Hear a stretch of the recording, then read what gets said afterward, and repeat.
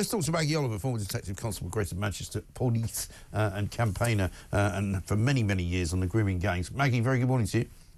Good morning, Mike. It's a bit of movement since we last spoke, isn't there?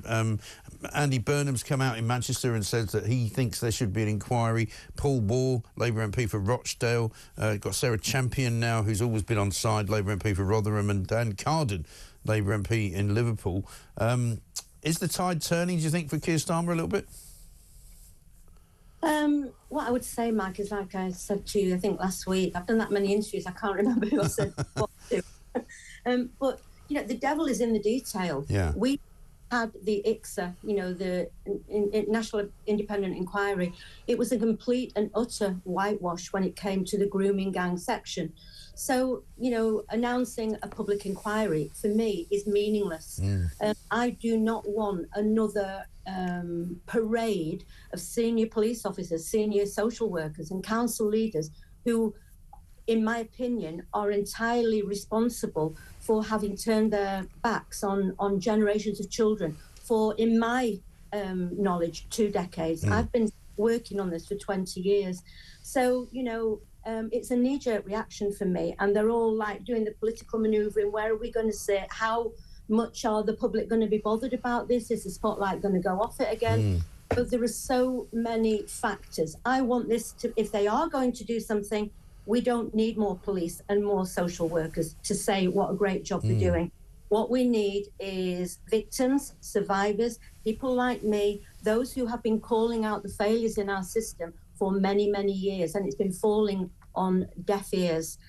So that's where I stand on it, Mike. Yes, absolutely right. And I think we both said last week that, you know, it needs to be a focused inquiry. It needs to be something that doesn't go on for years. It doesn't need to include all sorts of people who've got opinions. It needs to be looking at those people who allowed it to happen, surely, and to call those people to account and to make them answer questions as to why they did what they did.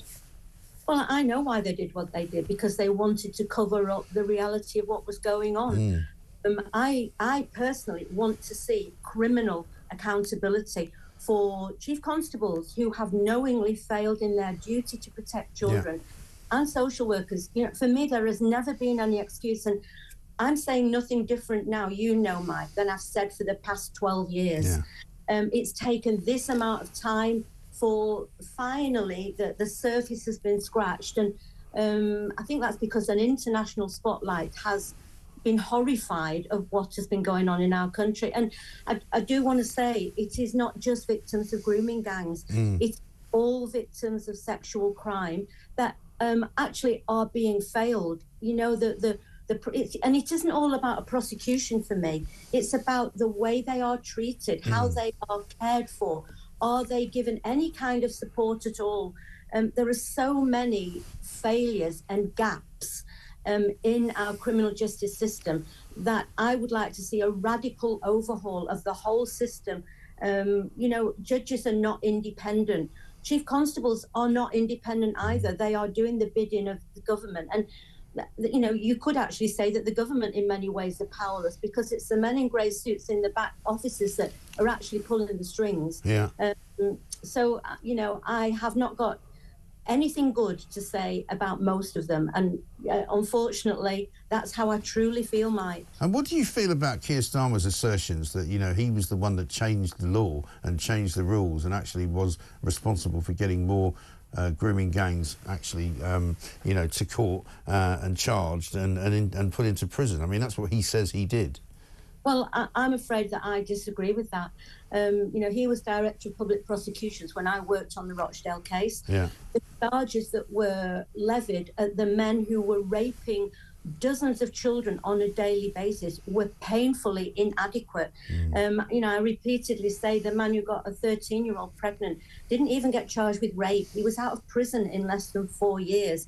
And Keir Starmer was at the head of the CPS at that point. You know, he put another child on the indictment as a tactical option to get her evidence into court. She didn't even know that she'd been added to the indictment. Now, in our country, from me, as a police officer, everybody is entitled to be arrested, to be cautioned, to have legal representation. Even the Yorkshire Ripper and she didn't even know until 6 months after the trial what had been said. Right. All those decisions for me lie at his door.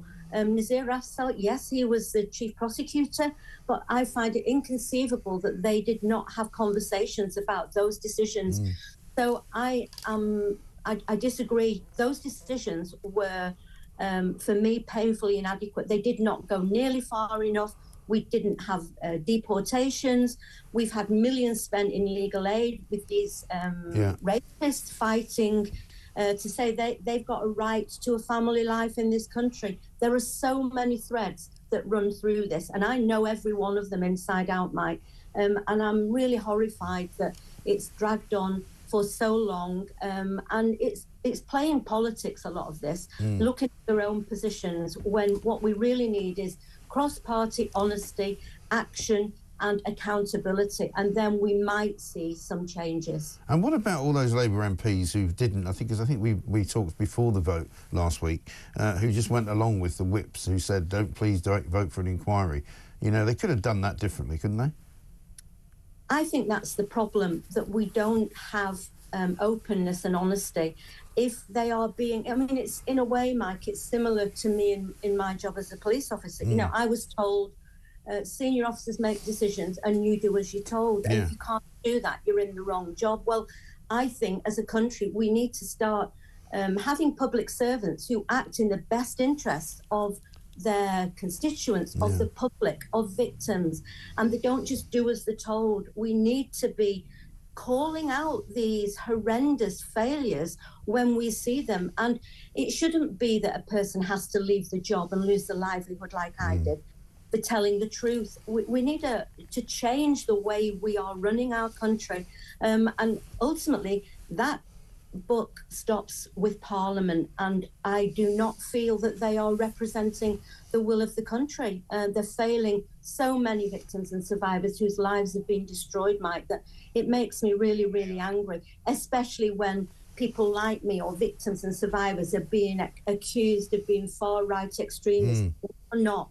We are fighting for children who have been failed for decades and trying to prevent the same abuse happening to future generations of children. And, you know, that's where we should be focusing our energy, not political point scoring. Yes, and grandstanding. You're absolutely right. It's been a pretty shameful week for that. Maggie, great to talk to you again. Thank you so much. I know you're a busy woman. Maggie Oliver, former Detective Constable, Greater Manchester Police, still fighting the good fight and still maintaining that Keir Starmer, when he says that he was more than efficient at bringing many of these cases to justice, she doesn't agree. She says he didn't do it when he should have done it. He did it right at the end of his tenure as the department, as the chief of the CPS, the Crown Prosecution Service. He was Director of Public Prosecutions. He could have done an awful lot more.